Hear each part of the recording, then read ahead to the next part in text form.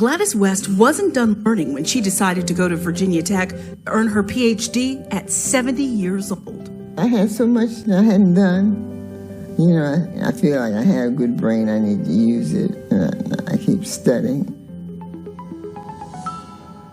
Growing up on a small farm in rural Virginia in the 1930s, Gladys learned it wasn't about being poor. We never thought that we were poor, stuck in the mud poor.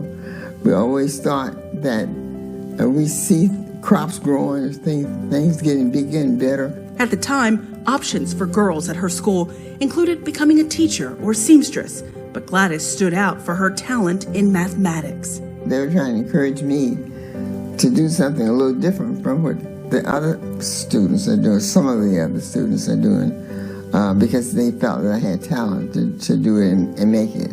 Gladys was class valedictorian and earned the first full scholarship to what was then Virginia State College, where she earned a bachelor's in math in 1952 and a master's 2 years later. The U.S. Naval Proving Ground hired Gladys in 1956.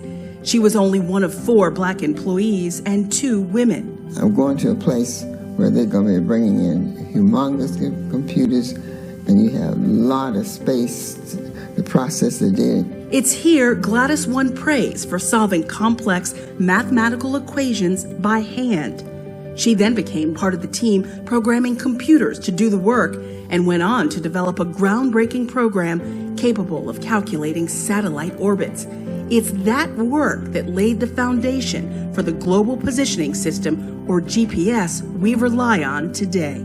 It's just amazing. It's just amazing what that capability has brought. Her pioneering work in aerospace and defense industries went largely unnoticed, but in 2018, the U.S. Air Force inducted this hidden figure into its Space and Missiles Pioneer Hall of Fame. Reflecting on her 93 years, Gladys realizes she had many mentors, starting with her own mother, who pushed her to embrace her talent and dreams. I think it's really exciting when you go into something that you really love and you're really doing it, and you see it working, and you see it spreads out into the world.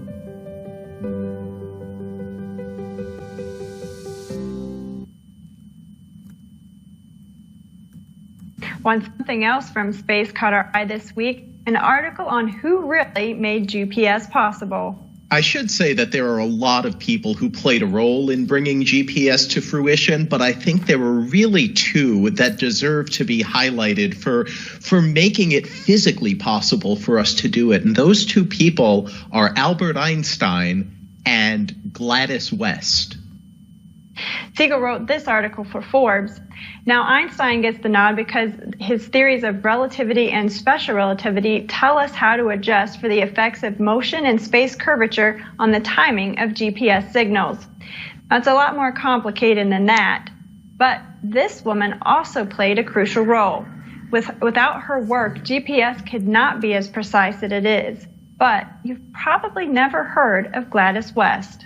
She was originally hired by the Naval Proving Ground in 1956, and over her 42-year career there, I would say more than anyone else, she was responsible for us coming to understand how the gravitational field of the Earth is shaped and varies over its surface. Without that piece of information that she helped deliver to us about how the Earth is shaped, what its gravitational field is, how the Earth's gravity varies over its surface, our GPS calculations would be off by about 100 feet every time you went to make a measurement. And instead, as of 2018, GPS receivers are capable of determining your location 95% of the time to within a foot, to within 12 inches. While a mathematician by training, West did the original calculations by hand, then later wrote the computer programming to ingest and analyze the massive amounts of data coming in from the survey satellites. And she literally wrote the book for the next generation of radar altimeter satellites. I was just proud that I could stand up with those great scientists and and understand what they were saying and talk back to them and programming code for them. So to me, that was a big thing.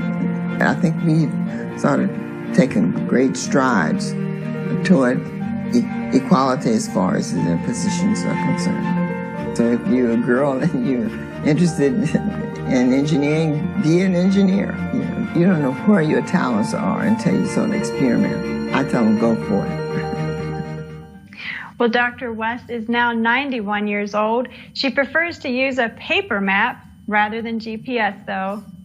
Well, Tom, what an amazing woman and such an amazing accomplishment. And she has helped countless hundreds of thousands of pilots, including myself. That's right, but it's still amazing she uses paper charts. But Gladys West, that is a name that I had never heard before, and it's amazing the contributions that she's made.